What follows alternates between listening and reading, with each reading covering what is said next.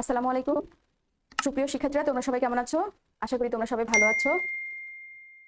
Honours প্রথম বর্ষ 2020-21 শিক্ষাবর্ষের শিক্ষার্থীদের আমার অনলাইন ক্লাসে স্বাগতম ও শুভেচ্ছা জানাচ্ছি।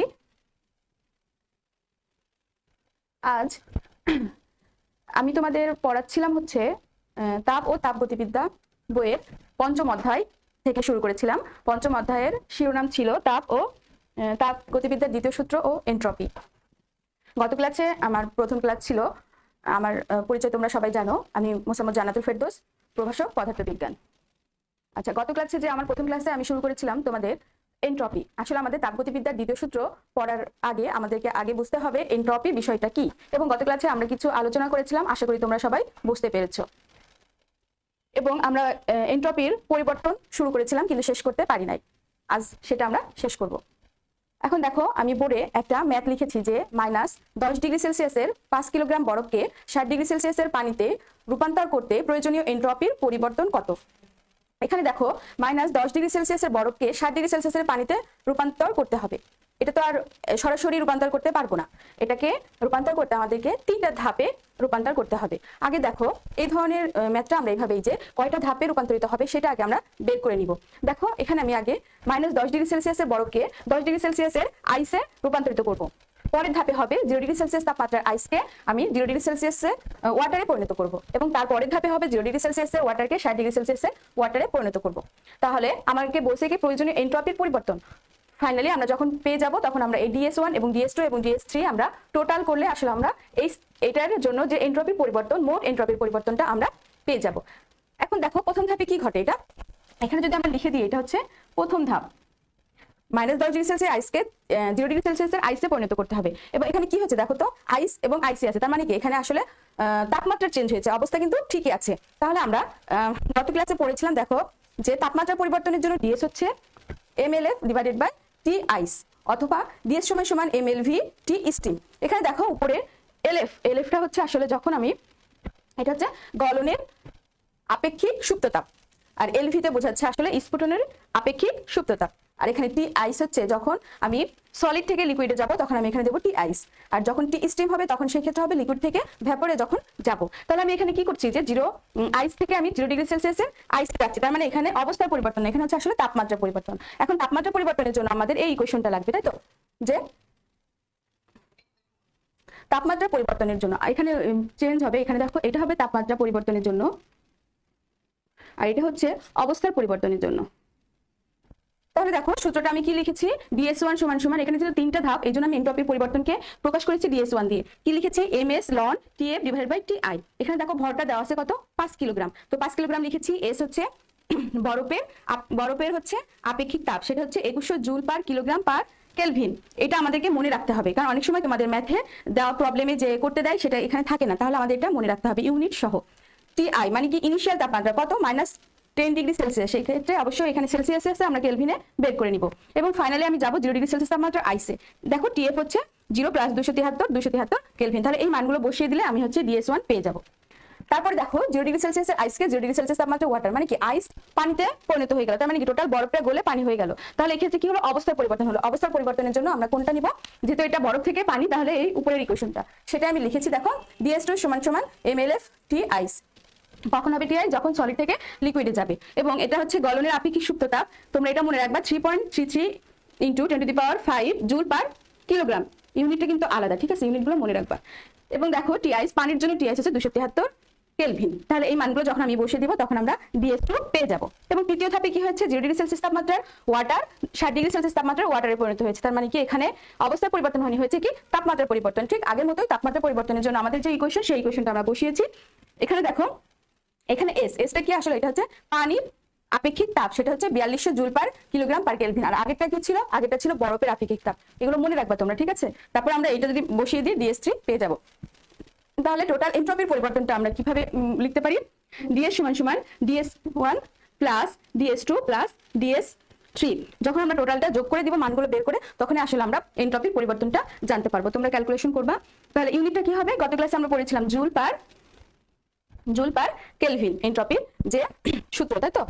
এই ইউনিটটা কিভাবে আসলো আমাদের সবারই মনে আছে, DS = আমাদের কি DQ/T, তাপের একক হচ্ছে জুল, আর হচ্ছে তাপমাত্রা হচ্ছে কেলভিন, তাহলে কি হবে জুল পার কেলভিন। আচ্ছা আমি এটা মুছে দিলাম। এখন আমাদের এই এন্ট্রপির পরিবর্তনটা কেন জানলাম? এন্ট্রপির পরিবর্তনটা জানলাম দেখো এই জন্য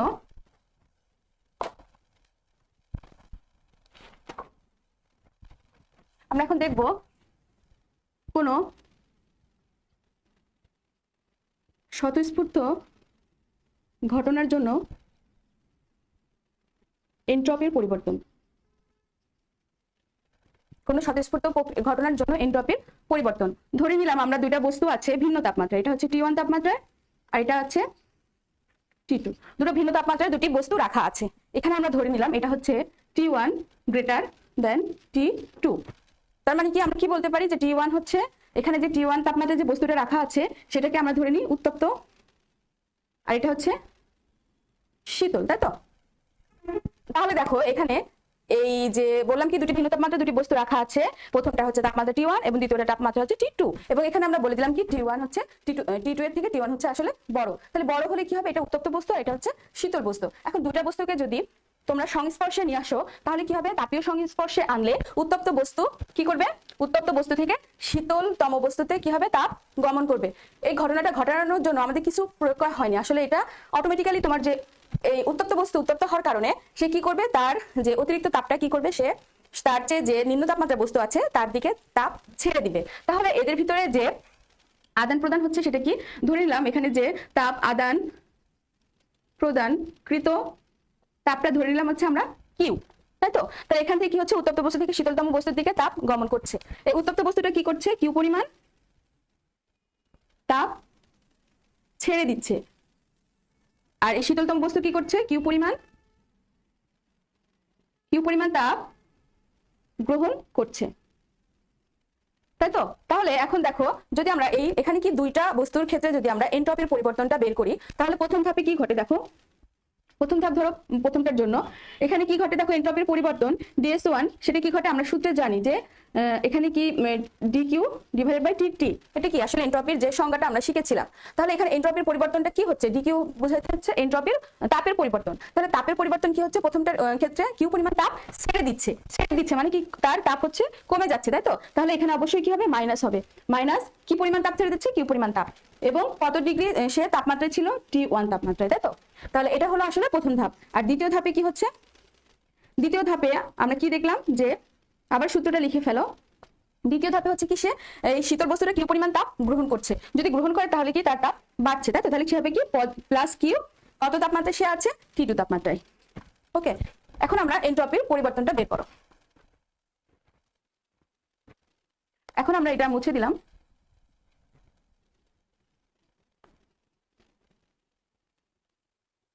এন্ট্রপির পরিবর্তনটা কি হবে, দুটো যদি যোগ করি DS1 প্লাস DS2, তাহলে দেখো এখানে পেয়েছি আমি minus q by T1 plus q by T2। এখানে আমাদের হচ্ছে কিউ হচ্ছে কমন যাচ্ছে, তাহলে কিউটা যদি কমন নিই তাহলে 1/T2 মাইনাস 1/T1।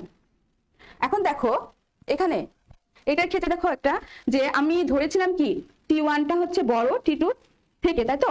এখন দেখো এটাকে যদি আমি ইনভার্স করি যে 1/T1 করি আর 1/T2, অসমতা নিয়ম অনুসারে আমরা পড়েছি যে আসলে বড় বস্তুকে যখন আমি 1 দিয়ে ভাগ করব সেটা কি হবে, ছোট হয়ে যাবে, তাই তো? আর ছোট বস্তুকে 1 দিয়ে ভাগ করলে আসলে সেটা বড় হয়ে যাবে। তাহলে এখানে যদি কোনটা বড় দেখো, 1/T2টা হচ্ছে 1/T1 এর থেকে বড়, তাহলে এটা কি 1/T2, এটা কি একটা ধনাত্মক মানে কি একটা পজিটিভ মান। এখন পজিটিভ মান থেকে যদি তুমি একটা ছোট মান মানে বড় রাশি থেকে যদি ছোট রাশি মাইনাস করো তাহলে কি এখানে আমরা একটা প্লাস, এখানে কি একটা পজিটিভ একটা মান পাবো, তাই তো? পজিটিভ মানে কি হচ্ছে, এটা হচ্ছে আসলে ধনাত্মক। তাহলে আমি এখানে এন্ট্রপির যে পরিবর্তনটা সেটা কি দেখলাম, আসলে ধনাত্মক। তাহলে আমরা বলতে পারি যে কোনো স্বতঃস্ফূর্ত ঘটনার জন্য এন্ট্রপির পরিবর্তন হচ্ছে ধনাত্মক। কি বললাম, কোনো স্বতঃস্ফূর্ত প্রক্রিয়ার জন্য এন্ট্রপির পরিবর্তন হচ্ছে ধনাত্মক। তাহলে এই কথাটা আমরা উল্টোভাবে বলতে পারি যে কোন প্রক্রিয়াটি যখন এন্ট্রপির পরিবর্তনটা ধনাত্মক হবে তখন আমরা বুঝতে হবে যে এই প্রক্রিয়াটি হয়েছে স্বতঃস্ফূর্তভাবে। আর স্বতঃস্ফূর্তভাবে হওয়া মানে কি, সেই ঘটনাটা ঘটার জন্য বাইরে থেকে কোনো কিছু প্রয়োগ করা লাগেনি, সে কি হচ্ছে আপনা আপনি মানে নিজে থেকেই ঘটনাটা ঘটে থাকে। ঠিক আছে, এখন দেখো দুটা বস্তু, সাপোজ ধরো দুটা বস্তু, এখন ধরো আমি বস্তু দুটো তাপমাত্রা জানি না, শুধুমাত্র জানি তাপমাত্রা এন্ট্রপির পরিবর্তনটা ধনাত্মক, তাহলে কি আমরা বুঝতে পারবো না যে আসলে তাপ কোন বস্তু থেকে কোন বস্তুর দিকে গমন করবে? অবশ্যই আমরা বুঝতে পারবো। এইমাত্রই আমরা দেখলাম যে আসলে উত্তপ্ত বস্তু থেকে শীতলতম বস্তুতেই তাপ যখন গমন করে তখনই হয়ে যায় এন্ট্রপির পরিবর্তন ধনাত্মক। তাহলে দেখো দুটো বস্তুর তাপমাত্রা না জানলেও আমরা শুধুমাত্র এন্ট্রপির পরিবর্তন থেকে আসলে তাপ কোন বস্তু থেকে কোন দিকে গমন করবে সেটা আমরা বুঝতে পারবো। এখন আমরা আসবো হচ্ছে তাপগতিবিদ্যার দ্বিতীয় সূত্র। এখন দেখো তাপগতিবিদ্যার দ্বিতীয় সূত্র হচ্ছে যে বিজ্ঞানী এক্স স্যার বলেছেন যে তাপ আপনা হতেই অধিক তাপমাত্রা হতে কম তাপমাত্রার দিকে প্রবাহিত হয়। আমরা সেটাই দেখতে পারলাম, ঠিক না, যে আসলে উত্তপ্ত বস্তু থেকেই তাপ হচ্ছে শীতলতম বস্তুতে প্রবাহিত হয়। এখন দেখবা যে তাপগতিবিদ্যার দ্বিতীয় সূত্রটা হচ্ছে, মেন বিষয়টা হচ্ছে যে তাপ আপনা হতে উচ্চ তাপমাত্রা বস্তু থেকে শীতল তাপমাত্রা বস্তু থেকে দিকে প্রবাহিত হয়। এই যে তাপ গতিবিদ্যার দ্বিতীয় সূত্র বিভিন্ন বিজ্ঞানী বিভিন্ন মতবাদ দিয়েছে, সেটা তোমরা বইয়ে দেখবা। বিজ্ঞানী ক্লোসিয়াস, কেলভিন, তারপর হচ্ছে প্লাঙ্কের মতে, কেলভিনের মতে এবং ক্লোসিয়াসের মতে এবং এটসারের মতে যে তাপ, যেটা আমরা দেখলাম যে তাপ আপনা হতেই অধিক তাপমাত্রা হতে কম তাপমাত্রার দিকে প্রবাহিত হয়।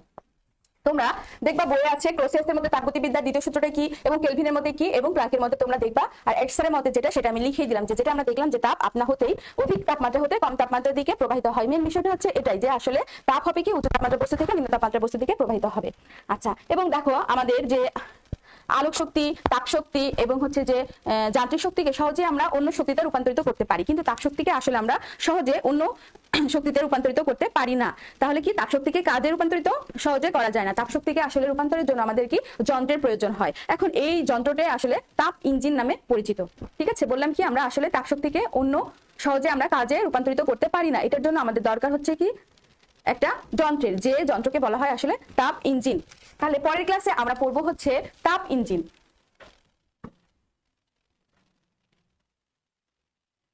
এবং তোমরা অবশ্যই বাসায় বিজ্ঞানী ক্লোসিয়াস কি বলেছেন, তাপগতিবিদ্যার দ্বিতীয় সূত্র এবং কেলভিন এবং প্লাঙ্ক এবং এটসার আমি যেটা দিয়ে দিলাম, তোমরা দেখবে কি আসলে এই চারটা মতেই কিন্তু একটা একই মত, যে বেসিক জিনিসটা একই, শুধু এক এক বিজ্ঞানী এক এক ভাবে এই তাপগতিবিদ্যার দ্বিতীয় সূত্রটাকে বিবৃত করেছেন।